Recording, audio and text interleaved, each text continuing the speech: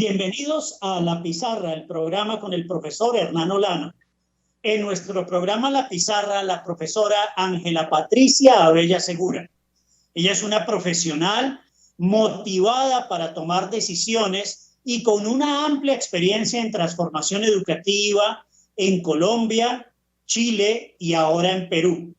Ha trabajado en situaciones de alta presión y de ritmo acelerado, esforzándose por obtener resultados positivos mediante la aplicación de sus capacidades de planificación, de extensión de territorio y motivación de equipos, lo cual disfruta en demasía, creando así nuevas alianzas para beneficio de las personas y de las empresas a las cuales pertenecen. Con una visión positiva, su perfil le permite visualizar el éxito e identificar estrategias innovadoras y efectivas para lograrlo. Es una apasionada de la interacción con diferentes culturas, para lo cual sus conocimientos de inglés, francés y portugués le han sido muy útiles. Se graduó como bachiller en el Colegio de Boyacá de Tunja y como profesional en lenguas modernas, artes liberales y humanidades en la Universidad de los Andes. Y luego realizó una licenciatura en letras modernas con mención en lengua francesa y literatura francesa en la Universidad de la Provence, Francia, continuando con estudios de finanzas en la Universidad de los Andes de Santiago de Chile. Fue representante estudiantil ante el Consejo de Facultad en la Universidad de los Andes, profesora en la Universidad de Concepción, Chile, y en el Instituto Chileno Norteamericano de Santiago. Ha trabajado con las editoriales Richmond, Pearson y ahora con el Grupo Santillana. Con ella vamos a hablar sobre cómo liderar el cambio en el medio educativo en tiempos de pandemia y pospandemia. Profesora Ángela Patricia, bienvenida a La Pizarra. Hernán, muchísimas gracias por esta invitación, de verdad, muy agradecida. Ángela Patricia, estudiaste en el Colegio de Boyacá de Tunja, que cumplirá el 17 de mayo de 2022 su bicentenario. ¿Tienes de pronto recuerdos de profesores o de profesoras sobre los cuales guardes algún bonito recuerdo y quieras hacer aquí una mención? De todos, de todos. Yo creo que el Colegio de Boyacá, nuestra alma santanderina, nos ha dejado grandes enseñanzas y cada uno de sus docentes marcó en mí lo que soy hoy. De verdad creo que nos enseñaron a ser emprendedores excelentes en lo que hacemos y a preocuparnos por el país que queremos construir hacia el futuro. Así que en los muros de esa institución maravillosa corrí, jugué yermis y agradecí a todas mis profesoras, al profesor Suescún, a la licenciada Ligia, a Nelly Sol, que después continuó con la misión. De verdad, agradecerles a todos porque nos crearon líderes, espero, y hacemos lo que más podemos por este país tan maravilloso en donde vivimos, ¿no? Y de la profesora Florecita, ¿tienes algún recuerdo? Pues la profesora Florecita es mi mamá, a ella le agradezco todos los días de la vida, y a mi papá Ramiro, que de verdad han hecho que me crié como una persona íntegra, me han enseñado que uno debe buscar siempre nuevas maneras de transformarse, de buscar la excelencia. Así que aprovecho, si me das la oportunidad, Hernán, para decirles a mi papá y a mi mamá, a Ramiro Abella Soto y a Flor María Segura de Abella, y muchísimas gracias por todo lo que han hecho por mí. Muchas gracias por esta oportunidad, Hernán. No, con mucho gusto, Ángela Patricia. Mira, vamos a empezar entonces con nuestra charla. Realmente en el contexto mundial que se ha generado con esta pandemia, pues han surgido también muchas crisis, pero muchas entidades, particularmente en el mundo educativo, han sabido ajustarse a esas nuevas realidades. ¿Cómo han sido esos impactos de cambio por esta pandemia en la educación para ti que eres una experta en el tema? Pues yo creo, Hernancito, es que lo que ha ocurrido es que por primera vez los colegios empezaron a pensar como empresas. Siempre nos hemos visto a la educación como los colegios básicos, ¿no? Sobre todo en nuestros países latinoamericanos.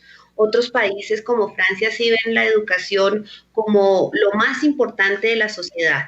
De hecho, los profesores de colegios públicos en Francia son los mejores estudiantes y las mejores notas universitarias. Y las condiciones socioeconómicas de los profesores en otras partes del mundo son absolutamente diferentes. Aquí en América Latina yo creo que siempre hemos menospreciado o tenido, no sé si la palabra es menospreciar, pero tenemos en un concepto no la alto y con la importancia que debería ser la educación. Y creo que la pandemia por primera vez nos hizo pensar como empresas, a todos, colegios públicos, colegios privados, ministerios de educación, y espero que haya sido el caso. Y lo que vemos es que definitivamente el cambio que nos implicó la pandemia nos hizo pasar las 3 etapas que normalmente ocurren en los procesos de cambio. Inicialmente estuvimos paralizados por el miedo, la etapa del miedo, no sé qué hacer, y la negación de alguna manera, ¿no? Queríamos pensar que todo era una invención de los medios de comunicación, que era un complot, que todo iba a pasar rápidamente, que en julio probablemente íbamos a volver a la normalidad. Incluso hubo gente que pensó que después de los 40 días de la cuarentena inicial ya no iba a pasar nada. Pero fíjate que entonces ahora ya estamos en la segunda etapa del cambio. La primera suele ser esta de paralización y de no saber qué hacer y resistirse al cambio. La segunda etapa es la de el aprendizaje. Y el aprendizaje es cuando uno ya se da cuenta que el cambio debe ocurrir, que no podemos quedarnos paralizados, sino que debemos continuar.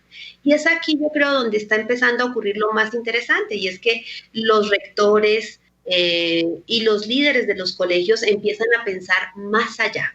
Las universidades probablemente piensan hacer un poquito más rápido, desconozco en detalle, pero la idea es que podamos llegar a la etapa de crecimiento, que es la tercera etapa del cambio. Y que en esa etapa de crecimiento y de aprendizaje ya definitivamente nos expandemos, ¿no? Y ojalá que en todas las instituciones educativas haya alguien que esté pensando en estas 3 etapas y que tome la decisión de liderar el futuro y no quedarse en el susto. Entonces yo creo que esa es la principal implicación. Perfecto. Y bueno, ¿cómo liderar en esa nueva normalidad? Viene a ser una de las preguntas. Pero ¿cuál es, profe Patti, te voy a decir así en el programa, el ritmo de la adopción digital?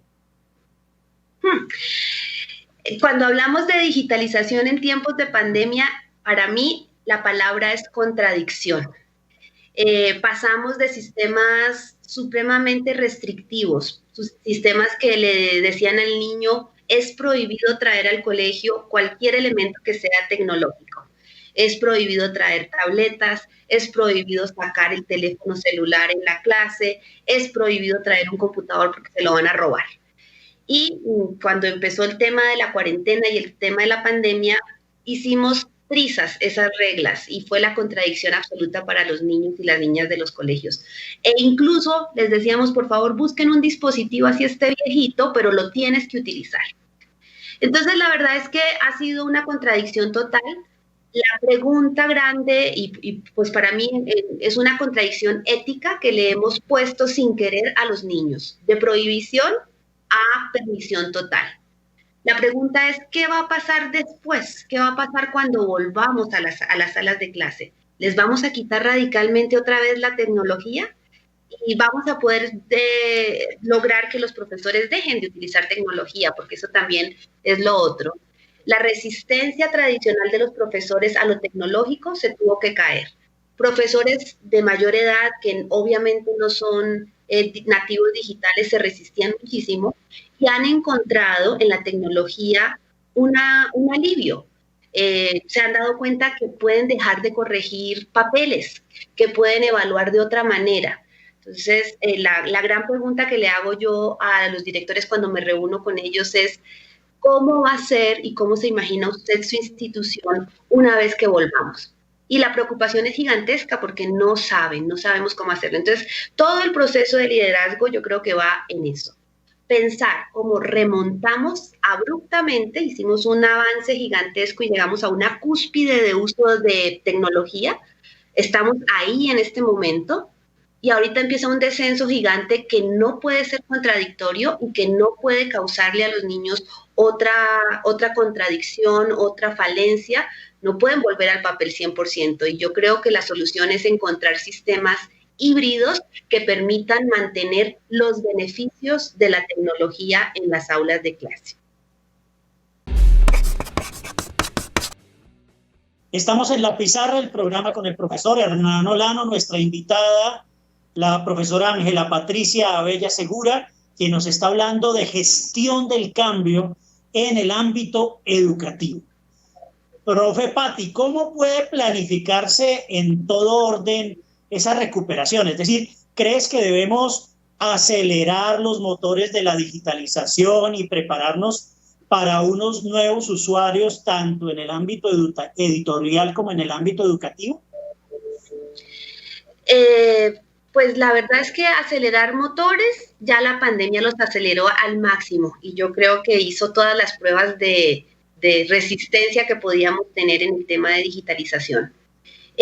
Yo creo que la invitación es cómo vamos a desacelerar eso o cómo lo vamos a convertir en algo que se mantenga. Y ahí es donde está, en mi opinión, el truco y el secreto. Una cosa es acelerar rápidamente el uso y la activación de elementos digitales, y otra es lograr, que es yo creo que el objetivo de todos, que se mantenga esa digitalización y que esté vitalmente activa, que sea una digitalización vital. De nada sirve activar códigos de acceso a aulas virtuales si los niños después dejan de utilizarlos, si después los profesores tampoco lo explotan de la manera, ¿no? Entonces, pienso yo que hacia el futuro, yo creo que es desescalar un poquito el uso, porque ya los niños no van a tener que pasar tanto tiempo frente a los dispositivos, pero sí mantenerlo vital, mantenerlo activo, mantenerlo con el uso adecuado, recolectando información que nos sirva para tomar decisiones y haciendo que las clases sean más significativas para los niños y las niñas que están utilizando. Bueno, esta otra pregunta es un poco de prospectiva. Yo creo que de todas maneras no es que tengas la respuesta única, pero quisiera preguntarte, ¿cómo se puede moldear el futuro de la educación? Por ejemplo, cuéntanos cómo consideras que las actividades editoriales, educativas, se pueden mantener a flote moldeando activamente el futuro. De verdad que no tengo la respuesta única y puedo darte la de mi opinión, ¿no? Lo que opino. Yo creo que algo que olvidamos, lamentablemente durante la pandemia, fue al ser humano. Estábamos tan preocupados o de pronto tan ensimismados en esta etapa de miedo que te comentaba al inicio de la charla, que nos olvidamos del ser humano. Nos olvidamos, por ejemplo, en muchas oficinas hicieron de cuenta que los papás no tenían hijos. Y más bien, como no tenía que hacer el desplazamiento en bus, en carro o en cualquier medio de transporte, a esa hora podían hacer otras labores adicionales. Sin embargo, olvidamos que son papás, que los niños iban a estar en las casas, que probablemente tendrían que servir de guías en las lecciones de sus hijos. Para mí, el futuro de la educación está en verdaderamente aprovechar la pandemia para transformarnos, para hacer una propuesta que se ajuste a los nuevos tiempos, que se pueda incluir más evidencias de pronto de logro de aprendizaje más allá de pasar y pasar materia, ¿no? Centrarnos en el ser humano, y yo creo que ese es el gran reto, ¿no? La pandemia nos ha dejado en evidencia, por ejemplo, que enseñábamos habilidades del siglo XXI, las 4 famosas T, que era hay que preparar al niño para el siglo XXI a través de comunicación, pensamiento crítico, ciudadanía y colaboración. y la verdad es que se nos olvidó que también la salud física y la salud mental eran importantes. Y solamente ahora que empezamos a ver las consecuencias del encierro física y mentalmente nos damos cuenta que eso hace parte también de la formación que debemos tener. Entonces, para mí, el futuro es volvernos más centrados hacia el individuo y hacia las personas, hacia los seres humanos. En relación con esa respuesta anterior, habitualmente los líderes gestionan de manera eficaz los desafíos dinámicos y muchas veces impredecibles. ¿Crees que estaremos enfocados en centrarnos en varias capacidades como algunas que voy a enunciar? Por ejemplo, la mentalidad de resiliencia o el enfoque de la persona o la aceleración tecnológica y digital o las estrategias con propósito, o volviendo otra vez al tema, los ecosistemas de adaptabilidad. Totalmente, totalmente. Yo pienso que los líderes en este momento también se empiezan a cuestionar su papel de liderazgo, ¿no? No es lo mismo ser un líder a la distancia que ser un líder cuando tienes a tu equipo trabajando al 100% cerca de ti. Así como antes cambiamos el concepto de liderazgo porque antes el líder era el que iba al frente y se enfrentaba y abría el espacio para todo su equipo y llegaban a la meta gracias a este líder que casi era sacrificado.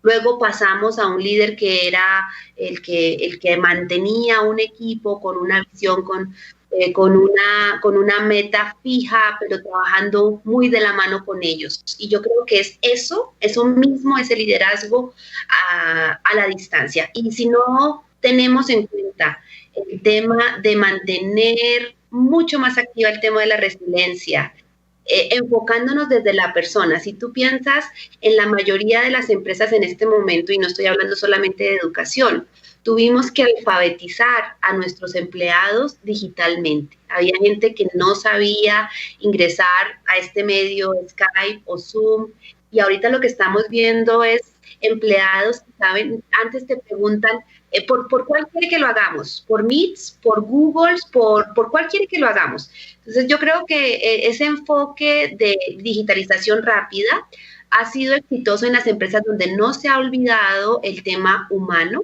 donde los líderes afortunadamente han mantenido el sentido de estrategias con un propósito. Te voy a enseñar a utilizar estas plataformas porque las vas a necesitar para esto otro. Así que yo pienso que los nuevos líderes y los líderes de esta pandemia, los que han liderado, son líderes que además de estar con sus equipos, no han dejado ellos mismos que la situación los agobie, que la situación les haga perder el norte. Yo creo que los líderes de la pandemia, los que realmente están causando cambio, porque hay muchas empresas que también lo que hicieron fue duplicar tu estilo de liderazgo, pero a través de una pantalla. Yo creo que las empresas más exitosas son aquellas que realmente hicieron transformar, donde no es necesario estar sentado frente al computador para cumplir los objetivos y donde las evaluaciones no va a ser por el número de horas que estuviste sentado frente al computador, sino porque realmente conseguiste objetivos. Pero esos objetivos también dentro de un contexto de la realidad, y es que estamos trabajando en casa, ¿no? Así que yo sí pienso que al final de cuentas, como mencionabas tú, nos estamos moviendo en ecosistemas que tienen que ser adaptables a la realidad que estamos viviendo, sin olvidar que estamos viviendo una pandemia y que no podemos volver a lo que estábamos haciendo antes porque ponemos en riesgo nuestra seguridad física, ¿no? Profe Patti, ¿cuál es tu opinión acerca de los fracasos que se pueden dar en los intentos? Pues, a ver, yo pienso que los líderes, por lo general, cuando hay un proceso de transformación, hay 8 cosas que los líderes aseguran, ¿no? Y el fracaso es si el líder pues no asegura estas 8 cosas, ¿no? La primera cosa que hacen bien los líderes cuando quieren generar un proceso de transformación es establecer un sentido de urgencia, de cambio, ¿no? Entonces, lo que hacen es que examinan la realidad competitiva e identifican y discuten las crisis y entonces analizan los potenciales y grandes oportunidades que se pueden dar, pero entonces establecen ese sentido de urgencia de transformación. Lo otro que hacen los líderes cuando transforman es formar una coalición conductora que sea poderosa, ¿no? El grupo tiene que trabajar como equipo para lograr esa transformación. Crean una visión, eso yo creo que es importantísimo. Si no hay una meta clara que dirija el esfuerzo y el esfuerzo de cambio, pues hay fracaso. Pero si creas esa visión, obviamente que tienes que comunicarla y esa es la cuarta actitud de liderazgo, de cambio, de transformación. Si no comunico la visión, si solamente una persona conoce qué es lo que se espera, pues va a ser un fracaso. La otra cosa que hacen los líderes transformadores es que no lo hacen solos. No lo hacen solos porque una sola persona pues no puede cambiar al mundo. Lo que ellos hacen es que facultan y le dan poder a otros para que puedan generar también y actuar de acuerdo a la visión que se ha impuesto. La sexta es que planifican y crean triunfos de corto plazo. Nada mejor para motivar a un equipo que ver que se logró, esa transformación que se quería se logró y tiene algo que mostrar, un logro. La séptima es consolidar los procesos, los progresos y producir aún más cambio. Entonces yo creo que eso es, sigues en constante produciendo más cambio. Y por último es institucionalizar esos nuevos enfoques, ¿no? Que se vuelvan absolutamente institucionalizados. Entonces, cuando fracasan, pues cuando no se hacen estas 8 cosas y cuando se nos olvida que un líder no puede cambiar el mundo sin su equipo y sin una masa crítica de cambio. Una última pregunta antes de irnos a la pausa. ¿Piensas que un error de los líderes es no generar un sentido de urgencia lo suficientemente grande? Yo pienso que sí, porque algunas veces los ejecutivos o las personas que toman las decisiones subestiman lo complicado que puede ser sacar a las personas de su zona de confort. Pensamos que con una orden lo vamos a hacer y como vimos hay otra serie de consideraciones que hay que tener, ¿no? Entonces, así que yo creo que ese es el error grande que pueden cometer y estoy de acuerdo contigo. Sí puede ser una razón de fracaso y puede ser terrible para la transformación. Nos vamos a ir a una pausa, profe Pati, y ya regresamos a la pizarra, el programa con el profesor Hernán Olano. Regresamos a la pizarra, el programa con el profesor Hernán Olano. Nuestra invitada sobre gestión en el cambio educativo, la profesora Ángela Patricia Abella Segura. No olviden seguirnos en nuestras redes sociales, Twitter e Instagram, @Hernán Olano, y en las redes sociales del canal que aparecen en la parte inferior de la pantalla. Vamos con otra pregunta, profe Pati. Pues, ¿cómo se pueden consolidar los progresos y aplicar la credibilidad para producir aún más cambios benéficos en el sector educativo? Afortunadamente en ese tema, Hernán, sí han avanzado muchísimo las empresas que acompañan a las instituciones educativas. Y afortunadamente ellas también han estado pensando cómo hacer eso, porque esa es yo creo que es la gran pregunta y la preocupación de las instituciones educativas. Han trabajado muchísimo en sistemas que dejen evidencia del aprendizaje. Hay empresas que llevan más tiempo en esto, unas que otras, pero yo creo que después de la pandemia lo que se ha ocurrido es que no solamente en alguna de las preguntas que me hiciste antes te hablaba de cómo tradicionalmente impactábamos solamente a ciertos actores de las comunidades educativas, y me refería al estudiante y al profesor. Ahí es donde como que se centraba toda la gestión. Afortunadamente ahora las empresas están pensando, las empresas de educación están pensando más allá, y la idea es no solamente dejar evidencia del aprendizaje del niño, sino que esa evidencia sea significativa para el padre de familia.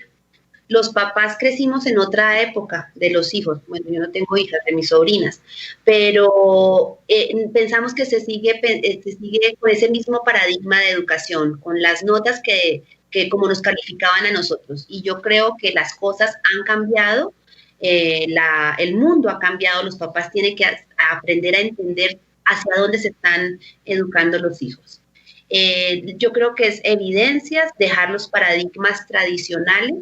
Hay sistemas educativos, ya empezamos a hablar es de sistemas educativos más que de libros, y esos sistemas educativos tienen herramientas que van a permitir medir progreso, no solamente del niño, sino de la institución. Entonces, volviendo a la pregunta, yo creo que está en eso, ¿no? No es solamente en centrarse si terminé las hojas del libro, sino qué efecto tiene el pasar esos contenidos y además en la institución qué está pasando. ¿Estoy transformándola? ¿No la estoy transformando? Pienso que es eso, ¿no?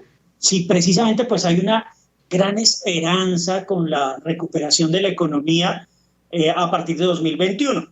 Pero, sin embargo, hay una pregunta enfocada exactamente al sector. ¿Cómo ves esa recuperación del sector educativo luego de las deserciones de este semestre en universidades y en colegios, y que en muchas instituciones el bajonazo de las matrículas fue entre el 15% y el 35%, según recientemente se ha revelado por asociaciones de universidades y colegios? Sí, si lo vemos en este momento, decimos es absolutamente terrible. Y de hecho, por ejemplo, en países como Perú y México, no sé si has visto en las noticias cómo han ido cerrando los jardines infantiles, porque los papás decidieron asumir esa formación inicial en las casas, y en muchas casas han decidido contratar tutores en lugar de mantener a los niños en edad preescolar al frente de la pantalla, porque además es muy complicado, ¿no? No ha habido una solución que les pueda dar eso. Sin embargo, a pesar de esa deserción, y también cuando uno empieza a escuchar del Banco Interamericano, que las economías van a contraerse del 30%, porcentajes gigantescos, pues la preocupación es muy grande. Sin embargo, creo que ahí tenemos que ver, como decía alguien que ahora se me olvidó, la historia, y la historia es que en tiempos de crisis la gente suele invertir en educación, la gente en tiempos de crisis se da cuenta que su futuro es mejor si invierte en una maestría, en una ampliación de sus conocimientos en un idioma nuevo. Lo que pienso que puede ocurrir es que la educación también tiene que reinventarse y tendrá que empezar a ver qué es lo que le está interesando a la gente en términos de formación. Los cursos gratuitos de las universidades aumentaron exponencialmente durante la pandemia. Empresas pequeñitas, empresas startups de redacción están realmente llenas de estudiantes. Yo creo que es una invitación a los sistemas educativos tradicionales de pensar un poco cómo ellos también se reinventan para poder dar respuesta a las necesidades de una sociedad que lleva 6 meses metida en la casa. Sí, realmente pues se nos ha facilitado también a muchos realizar bastantes cursos. Yo realmente en este periodo he realizado más de 90 cursos cortos, precisamente viendo esas posibilidades de las diferentes universidades, y es una invitación también a nuestra teleaudiencia a buscar esos cursos, formarse en diferentes aspectos, así como puede ser en redacción, también puede ser en habilidades, en desarrollo profesional, en un idioma, etcétera. Para eso pues las plataformas han sido bastante útiles. Sin embargo, quería preguntarte, pues, ¿cuáles consideras que pueden ser las principales lecciones que esas recesiones nos han dejado en este momento? Uno, pienso que la primera es la que ya había mencionado yo, del ser humano. Enfocarnos en el ser humano, porque además nada nos garantiza que no vayamos a volver a tener otra pandemia, ¿no? O otra situación que nos obligue esto que hemos aprendido de trabajar en la casa, etcétera. Yo creo que la otra fue, estábamos tan acostumbrados a, se nos había olvidado lo que era el hogar como sociedad. Y muchas personas ni siquiera tenían vajilla en qué comer porque estaban acostumbradas a que salían a comer todos los días o simplemente almorzaban en sus trabajos, etcétera. Yo creo que la primera lección tiene que ver con el espacio personal de cada una de las familias, sea de muchos miembros o de poquitos miembros, ¿no? Es el respeto a ese espacio íntimo. La otra yo creo que tiene que ver con lo que hablábamos de los cursos. Nos dimos cuenta que no todo es ir a una discoteca, que en el tiempo que estaban cerrados los bares, pues lo que tuvimos que hacer es buscar otras actividades que nos permitieran relajarnos. Y así entonces empezamos a descubrir, como tú lo hiciste, cursos. Yo creo que fue un momento genial para ver si podía yo explorar otra carrera. Como tú, hice algo que nunca había hecho y me metí a un curso de lenguaje de señas que fue impartido por la alcaldía de Bogotá y me sorprendió la cantidad de gente que había. Lenguaje de señas, en la clase en la que yo estaba éramos 3,000 personas y el mismo curso se repetía 5 veces. Entonces yo creo que el otro aprendizaje es que como seres humanos todavía no hemos explorado nada de lo que pudiéramos aprender. Y si pienso en términos de los colegios, ahí vuelvo a las habilidades del siglo XXI. Estábamos muy orgullosos y era un gran logro decir que en las instituciones desarrollábamos las 4C, pero se nos olvidó que en realidad más que enseñarlas, tenemos que asegurarnos que los niños las sepan utilizar, las sepan aplicar. Y como adultos, a todos nos tocó aprender esas 4C en estos 7 meses que hemos pasado en el encierro, porque tuvimos que saber trabajar en colaboración, tuvimos que saber hacer pensamiento crítico de muchas decisiones o para resolver problemas. Tuvimos que ser terriblemente creativos para adaptarnos a esta nueva situación y nos volvimos, eso sí, yo creo que tal vez un poco, unos más, unos menos, ese sentido de ciudadanía, de ayudar a los otros, de ser empáticos con las dificultades que otros pueden tener. Entonces, para mí, de verdad que esas son las principales lecciones y la más grande para mí que nos llevamos es la poca importancia que le damos al bienestar físico y mental de las personas. Y creo que es algo en el que debemos enfocarnos más. Entonces, ahí están: colaboración, crítica, creatividad, ciudadanía. Pero hablas también de algo muy importante, el soporte emocional, por así decirlo, para todas las personas que el encierro, este síndrome de la cabaña, para muchos que no quieren salir a la calle nunca más, se requiere en este momento. ¿Consideras eventualmente en materia educativa que de pronto una mascota puede ser también pues un ser importante en el desarrollo de las habilidades educativas, particularmente para los niños?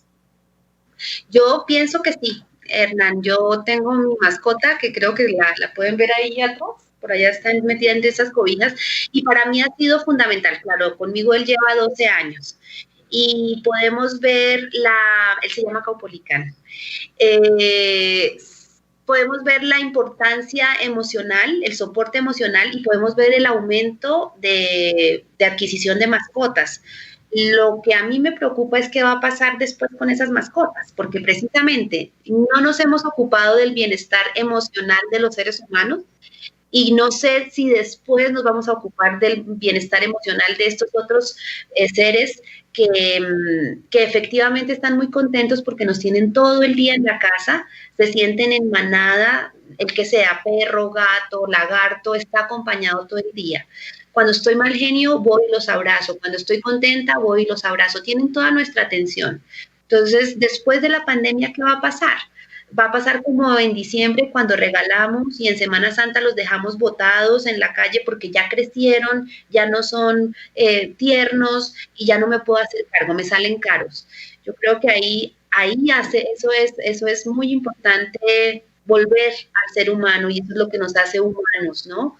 Ser empáticos, no ser descuidados, sino ser despiadados con otras vidas. Entonces yo aprovecho para pedirles, por favor, a los papás que adoptaron perritos para sus hijos, que les enseñen a las mascotas, que los traten como un miembro de la familia y que no olviden que ustedes son los seres humanos que piensan. Ellos actúan por instinto, ustedes no. Nos vamos a ir a una pausa, profe Pati. Ya regresamos a la pizarra del programa con el profesor Hernán Olano. Regresamos a la pizarra del programa con el profesor Hernán Olano, nuestra invitada de hoy, la profesora Ángela Patricia Abella Segura, que nos está hablando de gestión del cambio educativo. Profe Pati, ¿crees que es necesario poseer siempre una misión y una visión? Sí, absolutamente. Yo creo que es absolutamente necesario saber qué es lo que se quiere de ti en este momento, que esa es tu misión, ¿no? Y obviamente que esa misión va a marcarte el futuro, tu visión. Los seres humanos, no sé, Hernán, si alguna vez has llegado a esos momentos en los que tus equipos te dicen, es que yo estoy desmotivado y entonces cuando uno le dice, ¿y usted por qué está desmotivado? El factor económico suele ser el primero, ¿no? El primero que sale a la vista. No sé si te ha pasado. Entonces, siempre pensamos que el motivador principal de nuestro quehacer es el dinero. Hay estudios intensivos que han comprobado que cuando un trabajador dice que su principal descontento es el dinero, una vez que hagas el ajuste salarial, realmente no va a durar mucho esa persona en la empresa y va a volver a pedirte otro ajuste y otro ajuste. Y ahí es cuando psicológicamente uno empieza a analizar y empieza a darse cuenta que hay otro tipo de motivadores que son más importantes que el dinero. Por ejemplo, tener clara una visión de por qué yo estoy haciendo las cosas, que sea algo que vaya de la mano con mi ética personal. Y ahí es, yo creo, donde vienen muy de la mano y muy importante la misión y la visión de las empresas. La claridad de a lo que se dedica esa empresa, y eso le va a decir a la persona, al trabajador, si quiere pertenecer o no a esa empresa, porque va a ser significativo para su vida. Entonces, yo sí considero que es absolutamente necesario conocerlo. Y es muy escaso. En muy pocas empresas, y menos si vas a un colegio, como que te lo repiten de memoria, pero no tiene sentido real eso que repiten de memoria, su visión y su misión. Entonces yo creo que hay que invertir tiempo en redactarlas, pero también hay que invertir tiempo en comunicarlas y que sea significativa para la persona que hace parte de esa comunidad. Exactamente. Me voy a saltar una pregunta sobre planificación, pero quiero preguntarte, ya que trabajas en todo este tema de gestión del cambio educativo, ¿cómo debe motivarse correctamente a un equipo educativo o a un grupo de profesores que uno a veces los ve un poquito reacios al cambio? Pues pienso, Hernán, que está relacionado con lo que discutíamos antes, ¿no? El grupo de profesores, pues es darles una misión. Ellos, por lo general, hay personas que se dedican a la educación porque es la única opción que tenían, porque era la carrera a la que tenían acceso. Pienso que los profesores más exitosos son aquellos que tienen claro cuál es su misión, o sea, en el presente ellos cómo impactan la vida de sus estudiantes. Voy a dar una opinión personal y creo que tradicionalmente en nuestro país el tema de la remuneración se ha visto siempre como el motivador y como ya hablábamos antes, pues no necesariamente es eso. Sí considero que los profesores del país pelean por condiciones mínimas en términos de salud, en términos de otras eh, puntos que siempre han discutido. Pero yo creo que los grandes profesores, los exitosos son los que tienen claro cómo impactan la vida de sus estudiantes y no ven en la educación un negocio, sino algo que realmente contribuye y va de acuerdo a su ética y contribuye a la formación de un mundo futuro. Yo creo es muy difícil, ¿no? Lograr que todo el mundo llegue a ese grado de altruismo, sobre todo en países donde la necesidad primera es la económica. Y por eso yo creo que hay que repensar un poco la labor de los docentes, la formación de los docentes y como Estado, cómo estamos desarrollando este grupo de gente que debería ser los que más cuidamos, deberían ser los mejores profesionales, deberían ser todo lo mejor, que es lo que está formando a nuestros futuros seres humanos. Profe Patti, ¿te parece necesario que todos estos enfoques de los cuales hemos hablado a lo largo del programa se deban institucionalizar? Yo creo que para eso también tenemos que aprovechar la pandemia y ojalá que pudiéramos dar un salto como sociedad al futuro. Y que veamos todo de manera absolutamente diferente, porque yo creo que esa es la gran invitación que tiene el encierro en el que hemos vivido y toda la situación de la pandemia a nivel global. Es una sociedad como la de las series de televisión futurista. Yo soy una trekkie consagrada, me encanta Star Trek. Y es esas sociedades del espacio, esa humanidad que viaja a través de la galaxia, donde prevalece el bien común, donde esa teoría que solemos escuchar muy a menudo en nuestro país, el vivo vive del bobo, pierde todo su valor, ¿no?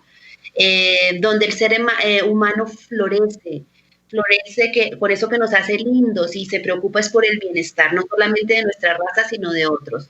Y yo creo que esas series tienen una metáfora bien bonita y es más que las instituciones, es cómo cada una de esas razas se hace cargo del bienestar de los demás.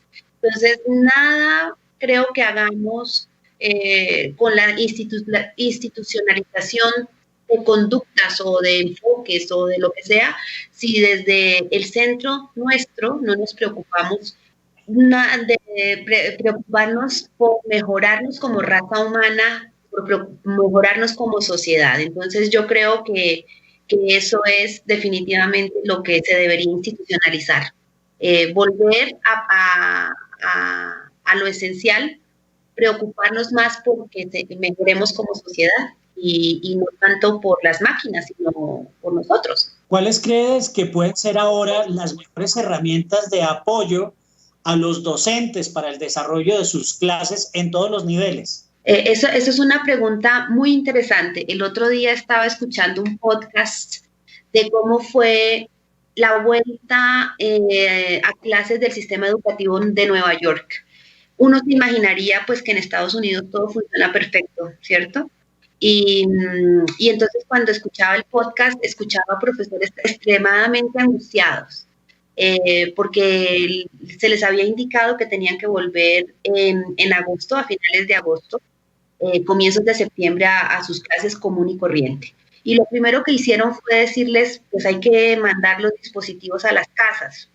Entonces estos profesores duraron, creo que fueron 3 semanas repartiendo tabletas y asegurándose que a sus alumnos les iba a llegar para que ellos pudieran dictar la clase.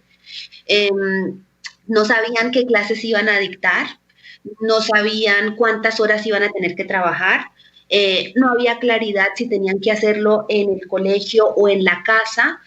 Había profesores que decían, pero ¿cómo me voy a salir de mi casa si me puedo infectar y tengo una hija que está trasplantada de corazón?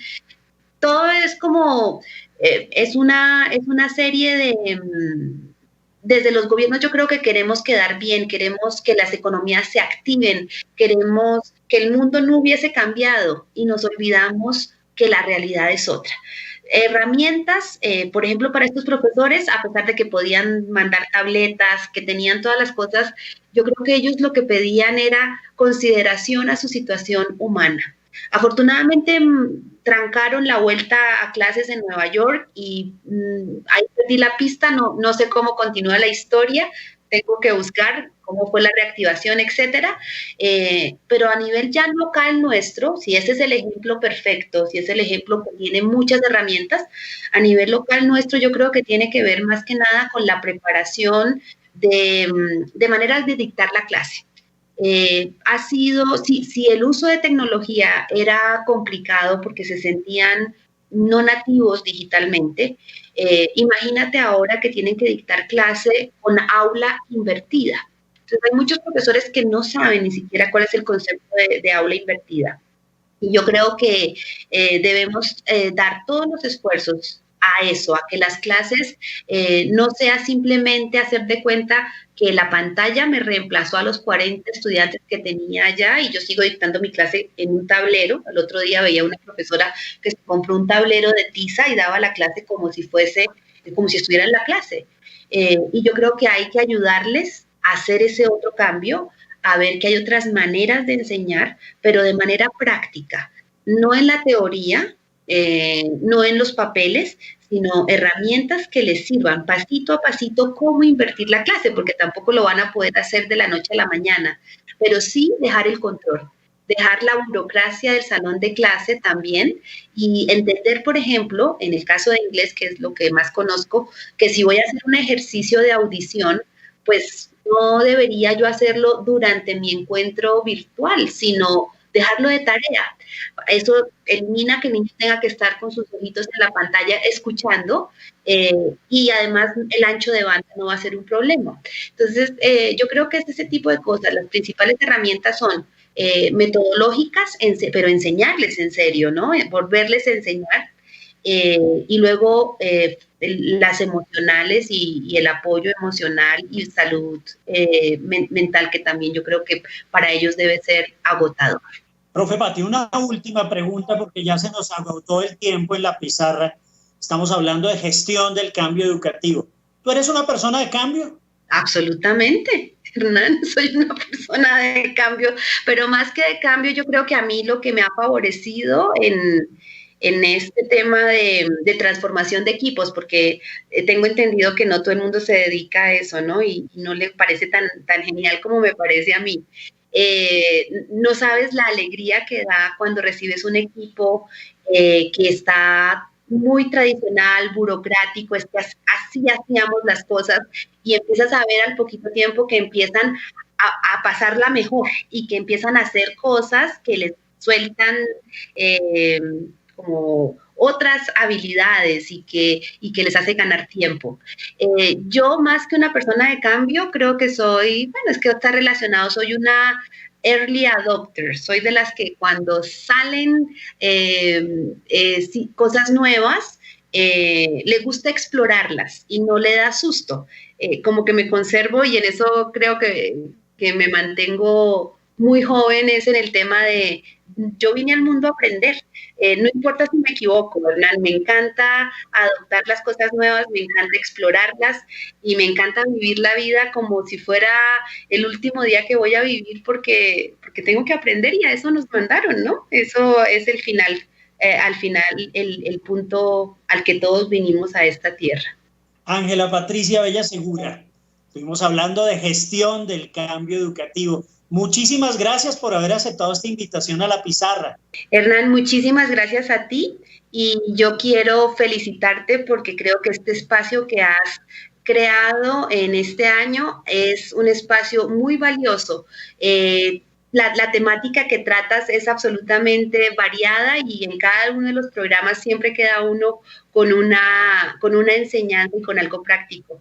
Te felicito porque hace honor a tus características de perseverancia y de gran profesional y grandísima persona que eres. Y muchísimas gracias por haberme invitado y gracias, me siento muy honrada. Muchas gracias. A ti, muchísimas gracias. De verdad no hubiese sido posible llegar con tu programa, el número 34, a esta emisión de la pizarra. Hasta aquí entonces la pizarra de hoy con el profesor Hernán Olano.